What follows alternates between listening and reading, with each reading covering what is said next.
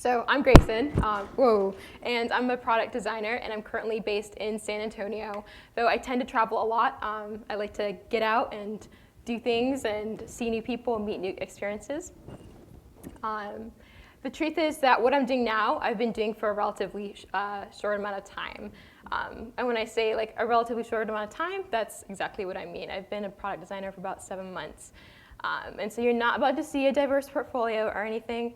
Definitely not here to give a technical talk. It's pretty personal. So I'm humbled and honored that I actually get to stand before you guys. Drew, thank you so much for the invitation. A lot of you are so gifted and talented, and I've just really enjoyed just getting to hear everybody's perspective on design and life. The idea of being transparent with you guys has been a bit of a challenge. I've been going through a lot of stuff in the past couple of years, and when we are transparent, there's a bit of a struggle because that vulnerability can scare us because we fear judgment or being misunderstood by people. But like I said, I've been through some things, and I've realized that doesn't matter to me as much anymore. And I'm just starting out on this journey of being a designer, and I haven't reached the destination of my life's work just yet. And I'm only now on this journey of self-discovery and mastery and discipline of everything that I love to do. So, yes, let's see. Oh no, it's not showing it, hold on. Got it, okay.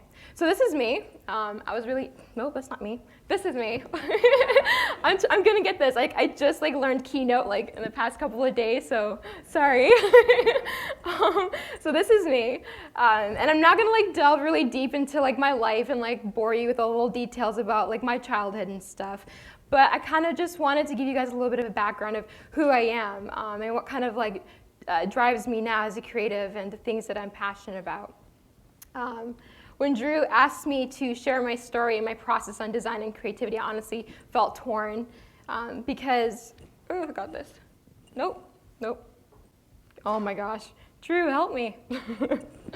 Let's see. There we go. Awesome. My identity as a designer is deeply connected to my past and to my experiences. And I couldn't really share one without sharing the other. And when he asked me, he's like, show your process. I kind of was like, what process? So yeah, I would like to, say that my childhood was great. That was all a kid could ask for. And I'd love to say that I had loving and supportive parents who understood my dreams and ambitions and made every effort in their capacity to help me realize those dreams. I'd love to say that instead of failure defining me, I was encouraged to learn and to grow from it, and that a positive and healthy upbringing kept my creativity intact. And I know that there are some people who've had those kind of upbringings and the blessing of that kind of childhood, but honestly, that's not my story. What propelled me into design was a life of consistent heartache, struggle, and the desire to find and craft my voice despite the brokenness that I felt. Here's the ugly side of my story. My upbringing in my home environment was incredibly dysfunctional and full of a lot of fear, pain, and abuse. It nearly destroyed me. I spent about 18 years of my life prior to leaving home harboring dreams and ambitions for my life, but also a culmination of deep hurt and a sense of rejection and loneliness. I didn't know if I was talented or gifted, and that really mattered to me. I was very hung up on, if you're not born gifted or talented, does that really mean you'll ever amount to anything? My potential and my ambition had honestly been hijacked. My biological father withheld a lot of encouragement, support, and validation from me, as well as his abusive behavior. I wish that I could really fully explain to you guys what this does to the human psyche, but I'm going to just have to trust that you will understand what I mean by this. My upbringing stripped me of feeling that I had any identity, and I grew up into a very shy, very broken, very fearful, and very troubled individual. I was longing for the freedom of self-expression through my passions, and that was writing, that was music, and that was storytelling. Honestly, what actually kept me sane during my teenage years was writing novels and being as a prolific journaler as well, in music, singing and songwriting. I'm not going to go into length now about everything that I went through those 18/19 years. That's not the point of my talk today. I just kind of want you to imagine the impact of my childhood in that situation, because it will also help you understand why at 25 right now, I'm just now figuring life out. I'm just getting started with so many incredible experiences. There was a lot of brokenhearted tears, chronic stress, a lot of health issues that I developed as a result of my childhood that I still deal with today, and a crippling loss of hope. At the time, my present felt chaotic and my future incredibly uncertain, and I developed a propensity towards fear of rejection, and for not only fearing failure, but feeling like that failure was going to define me for the rest of my life. I realize that failure is a deeply personal experience for a lot of us. I know that everybody in this room, in varying degrees and at certain points in their life, has experienced this. And I personally believe that failure does actually affect our life trajectory and how we respond to it. The fear of failure, or the feeling of being a failure, is often associated with disappointing the expectations of others. And I know that this isn't an isolated experience, as I had said. For me, I was unable to meet the harsh and unreasonable expectations of my biological father, and every bit of my heart and my soul was crushed. In January of 2010, I was almost 19, I left home. And when I say I left home, it means I ran away. It really was the only option that I felt that I had, and it was an incredibly scary moment in my life. I felt like it was the only way for me to survive. It was terrifying, but it was one step in the right direction of paving my own path finally, and deciding that against all odds, my life could be different, and that I could heal from a lot of the pain and the abuse that I had experienced. And that was the first step that I made on my journey towards reclaiming my life and towards recovering my creative identity. I was passionate about music, writing, and storytelling, and I wanted to combine these passions into one career. And I discovered that I could, especially since I loved storytelling, through filmmaking. I was homeschooled, so I grew up really sheltered. That was my context. And I didn't actually see my first film until I was about 15 years old, and that was Princess Bride. So I had no cultural context. That film made no sense to me, went over my head, so I wasn't really into it. And then I saw Lord of the Rings, and I was completely obsessed, as any homeschooler child would be, if any of you guys have ever been homeschooled. So I decided I'm going to do this. This is what I want for my future. I want to be involved in filmmaking. What do I need to do to get there? So when I moved to San Antonio, I got really involved in an independent film community that was growing over there. And so I just started realizing that people were important, that connections mattered, and I needed to get out of my fearful, shy self and just start connecting with people and establishing relationships, and so I did that. Shortly after my experience with this film academy down there and this film festival that I was really engaged with, I landed my first real job at 19, working in Alaska for the Anchorage Museum and the Alaska Native Heritage Center. And I worked in a remote village, and it was a governmental program to preserve the languages, the Dena'ina tribe. And so I spent a couple of weeks out there in the interior just filming and shooting the life of, I just followed the life of one of these ladies who was a native. She was older, and it was an effort to preserve the lifestyle for increasingly westernized native children to understand the cultural heritage and ancestry of their ancestors. I fell in love with that experience. Alaska was amazing. It's beautiful. And I think that's what really sparked my nomadic spirit. After that was hooked, I was I'm going to be traveling as much as I can and meet new people and gain new experiences. I actually went back to Alaska and lived with my grandmother, who's very involved with a lot of those governmental programs. And so that was my first immersion into just film, and I ended up working on a couple of independent sets, and it just really was building that desire, this is what I want to do. In 2014, I got an invitation to actually work on a faith-based film that was being shot in Birmingham at the time. And it was a major independent feature, and it was starring John Voight, Sean Astin, and a couple of other really neat people from a couple of TV shows that, unless you've watched the TV shows, you may or may not know who they are. This was a super exciting time for me. I was just transitioning into design, actually, at this point when I received the invitation. And they wanted me to work on this full feature, as well as another Kickstarter documentary that they were doing. So I actually spent hours inside of their office working on early drafts of like the first poster, a flyer for an event that was headlined by Lecrae, editing hours worth of footage for behind the scenes, and just doing like a lot of really neat stuff. There was like a lot of excitement and energy on set, and I did like some really neat things. Like I actually ended up being the one who picked out like the whole font and like the textures for everything that was used for the posters, and did all of like the intro credits for the film, the end credits, and things like that. Woodlawn got a lot of like traction in the media, and was covered by like large publications and like film critics and stuff, and it was really neat to kind of like see that grow. I thought I'd actually show you guys the trailer real quick, just to like give you a better immersive experience into like the entire project and like the storyline and everything. So this is like one of the main trailers.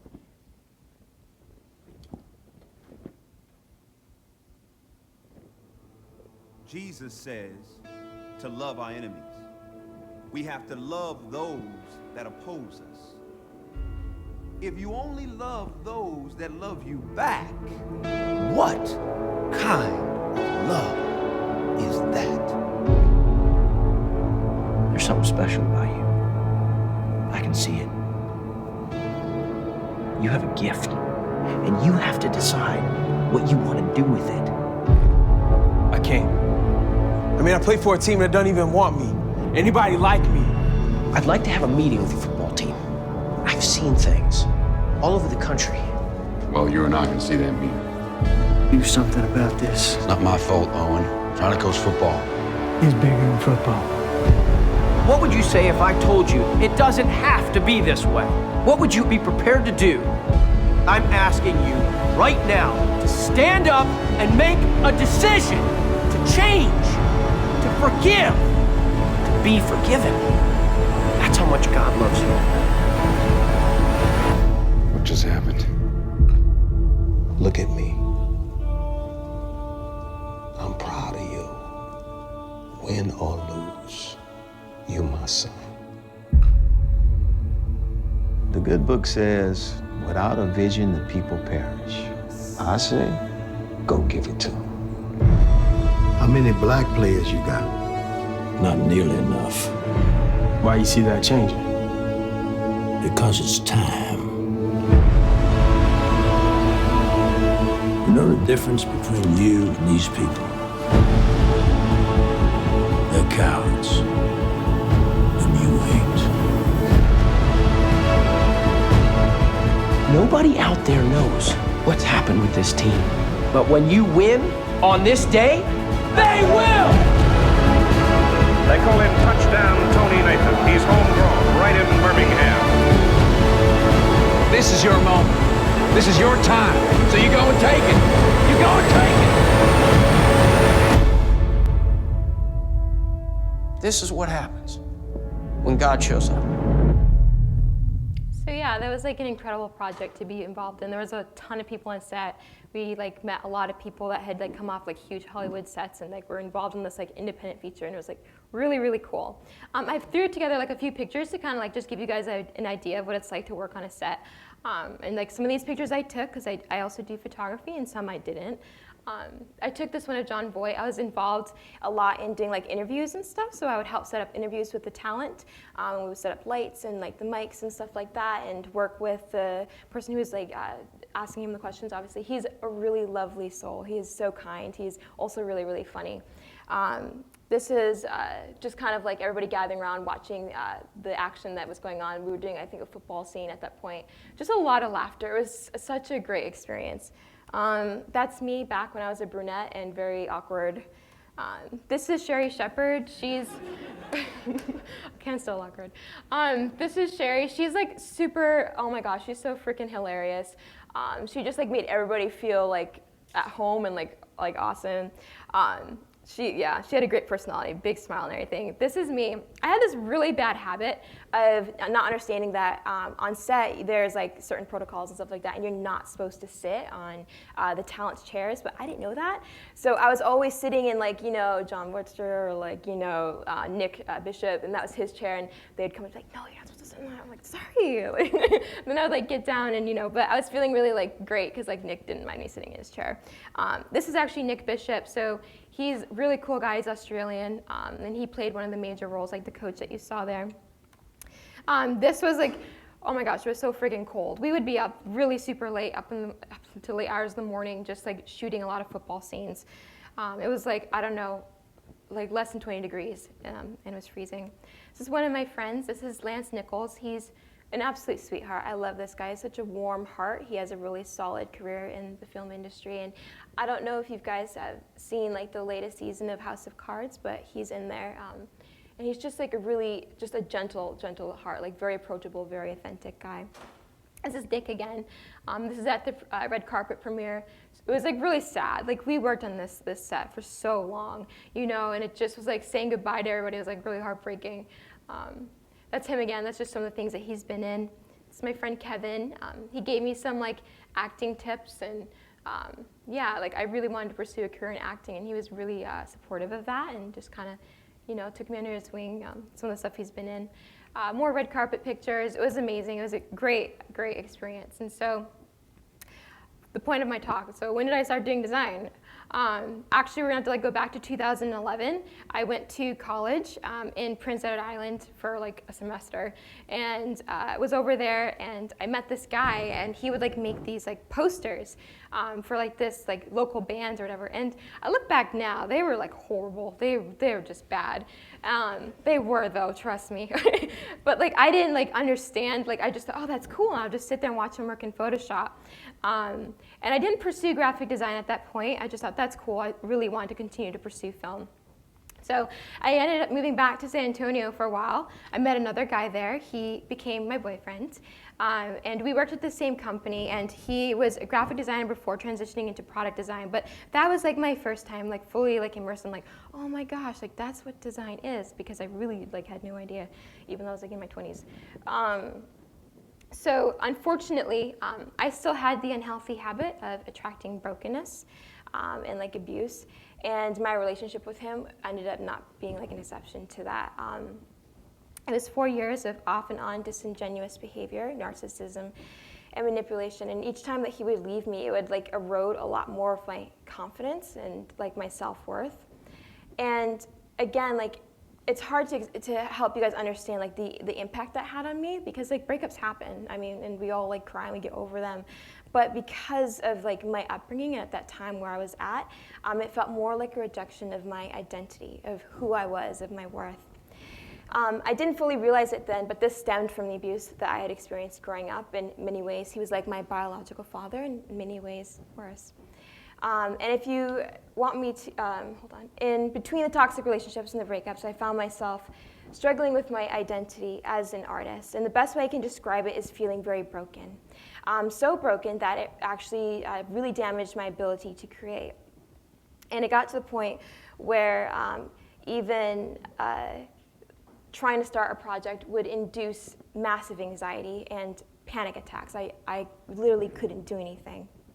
And I know that there are like some people who go through like traumatic experiences, and through that pain they can actually like have some creative expression, but like there is nothing. I was just in a constant state of trauma. Between 2012 and 2014, I kind of saw a lot of my passion dying, like just like the interest that I left home thinking, I'm going to do this now that I'm free. And I just was really struggling. And I tried to stay in marketing. I became a barista. I became a daycare teacher. And I really felt like I wasn't living up to my potential. And I was absolutely miserable. And around this time, one of my best friends, Jeremiah Warren, stepped in, and he was really acutely aware of just how unhappy I was. And he pushed me to get started in graphic design. When a social good company, One Face, approached him, they needed some assets for like their website and like social, and he's like, "Hey, I think you can do this. You should give it a shot." And I was like, "Okay, why not?" At this point. So he sent me a bunch of tutorials, and I'm about to show you something that is highly embarrassing to me because it's like literally the first thing I ever designed. But like this is all about being transparent, and I'm definitely being very transparent right now. So this is like the first thing I designed. Took me 3 freaking hours, guys. 3 hours. 3 hours, yeah. I'm really proud to say I can illustrate a little faster than this. But yeah, that was like the first thing. And I ended up just like delving into illustration. Just like, okay, well, this is a new career. Let's experiment. Let's see what I can do. I ended up doing more stuff for One Face Watch. And this is like some of the icons that like I would design for them. I did a lot of stuff for like their social media. I really had zero idea of what I was doing. I had nothing to go off of at the time. I was aware of Dribble and started to like get some like reference for that in the future. And yeah, so like I'm not proud of these illustrations, but this is how I got started. I did stuff for Mashable. I did stuff for like Sony related to my film experience and some other enterprise clients. And then I really got fascinated with icon design. I don't know what it was, but I just like really loved doing this. So this was like through the phase of me trying to figure out who I was as a creative, and each time that I felt like, okay, maybe I'll design one little thing. And so my portfolio is not diverse. Like I said, I really struggled with a lot of like outputting, but each time I was able to do something, I did. I got really into like, oh, lettering, let's try that. And I made like a logo for a friend. I did this stuff when I was in San Francisco. I lived out there not too long ago, and I love photography and like set dressing and stuff like that. And I was experimenting with like brushwork and everything, so I started doing a few of these things. So in March of 2015, I had moved to San Francisco with my boyfriend, who actually got a job at a startup over there. But the loss of identity, like I said before, was definitely still there, and I was definitely floundering. I had no fight left. At that point, I had grown codependent and reliant on others in helping me define my creativity because I no longer believed in myself. And this produced shame in me. I felt really embarrassed because I didn't understand my struggle. And I believe that shame is absolutely toxic to our dreams. I was beginning to feel what I had acutely felt growing up, and these emotions of instability and fear were beginning to resurface.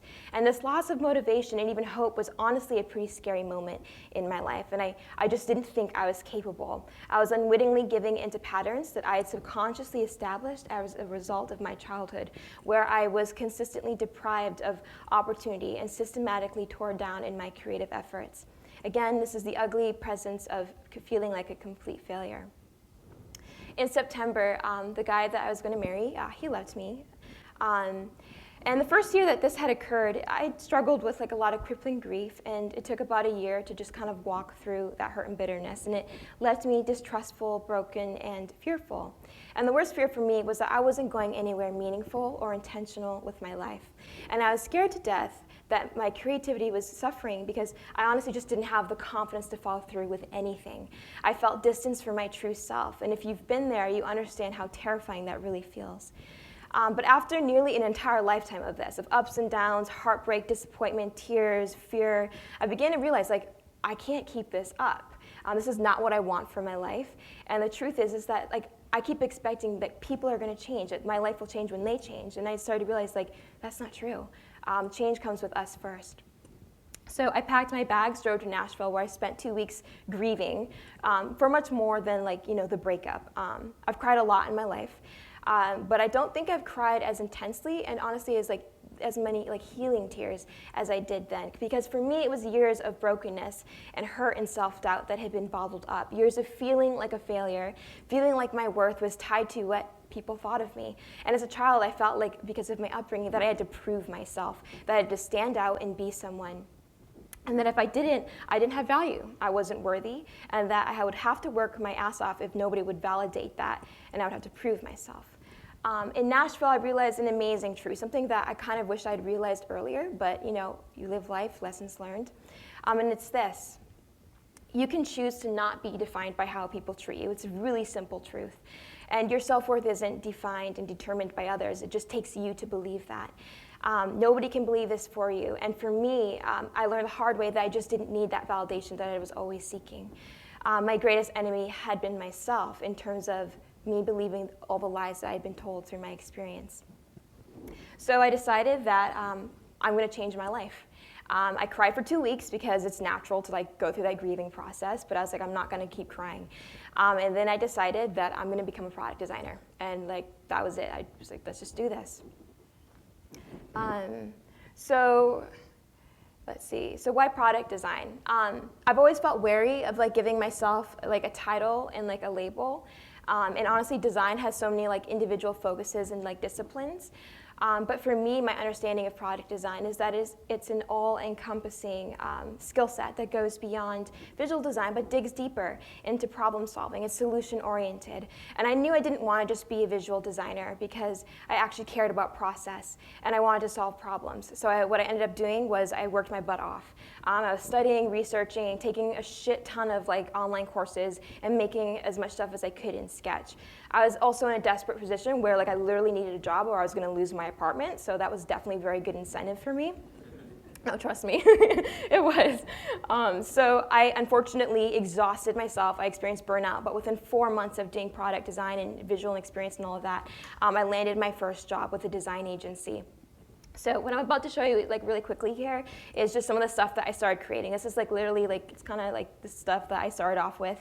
I just started making mobile stuff and screens. As a weather app. Everybody does a calculator app, so I had to join the party, and music, more music. Some of this stuff is after I landed my first job, still figuring out design, fitness app. Yeah, I would just make random ass websites and just find pictures that I thought were pretty and learn layout and everything. It's another project that I had done. This is actually a really cool project. It was actually a legit project.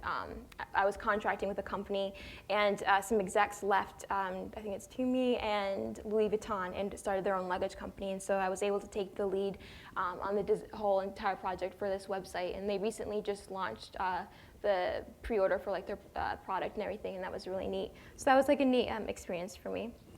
Some other redesign that I was doing. So fast forward about 7 months today. I'm so new at this. Product design is definitely a serious pursuit for me. It's a journey. I'm young in in age and I guess, and then in experience as well. But I'm okay with being a beginner. I've realized you've got to start somewhere. You've got to fail and be okay with it. I'm so grateful for the lessons that life has taught me, and I mean this. I falsely believed that to be successful or validated as a creative, I had to prove myself and do it on my own. But the truth is that I would not be here today if it weren't for the love of my new family that I gained in San Antonio, and some of my best friends, and some of the people in the industry who have come alongside me and encouraged me and just supported me. I realized that I didn't need to be the lone wolf. My ability to move forward in life is a direct result of those who invested in me when I still didn't believe in myself. And there are things that we do have to be responsible for, but sometimes our greatest work is a result of working with other people and collaborating, and very few people just get by on their own. For me, I learned that surround yourself with the right people, the people who encourage you, validate, and speak truth with sincere care, who are smarter and more successful than you. So what am I up to today? One of my passions in life is bringing together community, friendships, relationships, cultivating a culture that's open to discussion, service, and social upbringing. My upbringing was, social impact. My upbringing was difficult, yes, but there are others who've been through hell, who've been through much worse than anything that I've experienced. And I don't think that we should shy away from pain. It is part of being human. And I want to make pain purposeful, celebrating our humanity and our existence. Pain can positively influence our creativity if we can channel our thoughts and feelings into expressions of empathy and service, and adding beauty and purpose through our art and through problem solving. So with that said, I recently launched this project with some of my best friends, and it's called Wild and Gray. And what you're seeing here is actually a logo that we kind of threw together very hastily. We're actually in the process of branding ourselves and crafting that identity. This was a logo that was created by my boyfriend now, Joseph Alessio. And if you haven't seen his work, he's a really great lettering artist. We're a full-service collaborative studio right now with a focus on video production, photography, product design, branding.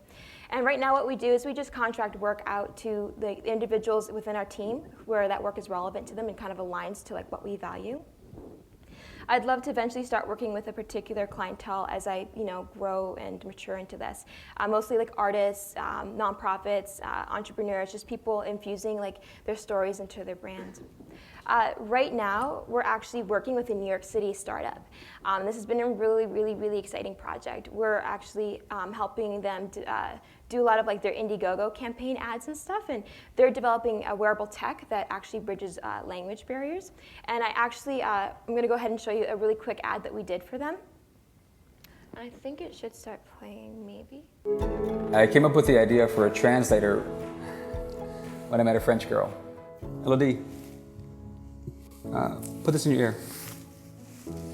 Je mets ça dans mon oreille? Yeah, put it in your ear. Comme ça? Yeah. Ok. Can you hear me in French? Pouvez-vous me entendre en français? Ah oui! je peux t'entendre parler français? Mais c'est Yes, génial. I can hear you talk French. Attends, comment ça se fait? But this is awesome. But how you do it? This little wearable uses translation technology to allow two people to speak different languages, but still clearly understand each other. It's the dream, you know? A life untethered, free of language barriers. It's just that it's no longer a dream anymore. It's real. Yeah, so this is the project that we've recently been involved in, creating a lot of like their video stuff. It's been really amazing. We shared this video recently on Facebook. Today, as of this morning, it's been seen 17 million times and been shared that many. It's a lot. It's like really cool. I was like, oh my gosh, I'm dying.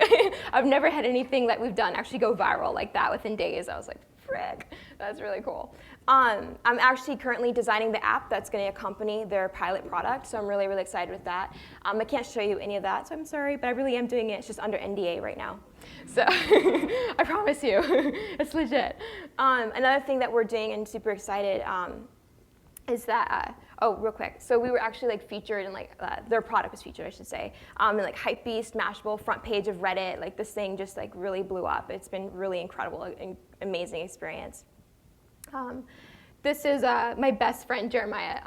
He's the one who does a lot of the video production work, and I usually work alongside him, but he's like the technical guy. And so that's the actual like pilot earpiece that he's wearing. And I took that photo actually a couple days ago prior to flying out here. Another project that we're like recently involved in is we're working with independent singer and songwriter Audrey Assad. She used to be signed with Sparrow Records, and she's kind of like doing her own thing right now. So we're going to be working in Birmingham and like putting together a really, really cool music video for her. So this year has been really exciting since like, I guess it's September, honestly, and then September than this year. A lot of doors have opened up in the past 7 months since then. My life changed the moment I stopped being victim to my past, to fears and anxiety, when I began to take steps towards being uncomfortable and running towards challenge instead of away from it. It hasn't been easy.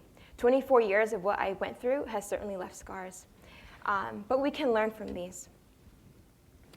Scars are beautiful, and they're what make us human, and scars tell stories.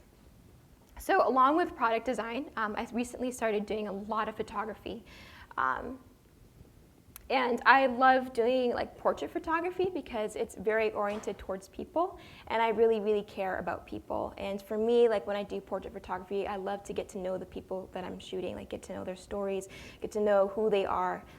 Again, so this is a portrait that I took. This is my best friend, Jeremiah Warren.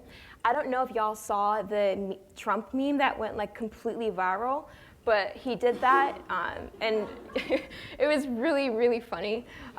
So yeah, these are some shots I took of my friend Allison in Nashville. She's a model. She moved from Ohio. Just a real sweet girl.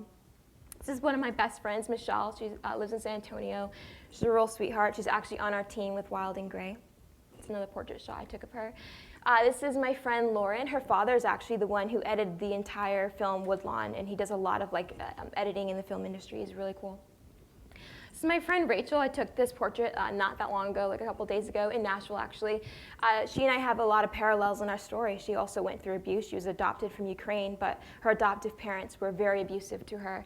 And so she's just a really strong woman, and she's now just in a lot of like adoption advocacy issues, and I'm really, really proud of like the stances she's taken. This is my friend Luke. Luke is as Southern can get. He's a football Birmingham kid, and he was actually in Woodlawn, just real sweetheart. This is my friend Caleb. He lives in Denver. He does not know how good looking he is. I don't know how many times I have to tell this guy, like, dude, you could be a model. So I threw in a couple of pictures to affirm that, because he just, he's really good looking. He also, like, sorry, Joseph. You're cute too. this is my friend Dinesh Dave. I love this guy. He's originally from London. He has an Indian background. His family kind of wanted him to take a different career. You know, they didn't really think design was where he should go, but he decided that against all odds, this is what he was going to do. He moved out to the U.S. And he's now a senior interactive designer at Apple. So I'm just like really proud of his story. This is my boyfriend, my new boyfriend. We just started dating. This is Joseph. He's a real sweet guy. You should meet him. He's here. And then this is like pictures that I took, or a picture that I took of these two guys I met in Denver. I'm really, like, I love talking to homeless people. I don't know what it is. I probably should stop because they always want my money. But he was really sweet. The guy on the right is Johnny, and then that's Emmanuel. And I just love listening to their stories. And my heart is to start getting involved in like a lot of rehabilitation programs and just things where I can just help people who've been through stuff. You know, some of these homeless people are on the streets because of the drugs and their own choices. But at the end of the day, like, we're all human. We all should still care. As I close on my talk here, I just want to end in a few thoughts. People matter. They matter the most, and we need people. I never thought that I was smart, gifted, or worthy of anything, and I began to doubt that I actually see success in my life. I had to start realizing that my value and creativity wasn't based on external circumstances. I took ownership of my life. I used to think that I wanted to be famous and known because I wanted to be validated, like that would actually mean something. But that's changed. The human need for acceptance and love is universal. But in brokenness, I think that it can sometimes be selfish and self-destructive. With the learning process of developing confidence in myself and a healthy understanding of my worth and significance, I'm not driven by the same hurts that I had once possessed. And now all I really want to do is do really great work and be really nice to people, because that's what people are going to remember. One of my favorite quotes is by Elizabeth, I think it's Kubler, where she says, "The most beautiful people we have known are those who have known defeat, have known suffering, known struggle, known loss, and have found their way out of the depths. These people have an appreciation, a sensitivity, and an understanding of life that fills them with compassion, gentleness, and a deep loving concern. Beautiful people do not just happen." I find this inspiring because no matter what we've all been through, and we all have been through stuff, nobody's pain is less important than someone else's, we can experience redemption, and we can grow from the pain that we thought defined us. Our experiences can add so much beauty to our life and to the lives of others. And like the Japanese practice of kintsugi, where broken pottery is repaired with gold, our scars are our stories. And we should not feel shame for what we've been through. We can be beautiful people. And we can create beauty that makes an impact, that adds value, purpose, and intention to our lives and to the lives of others. So thank you.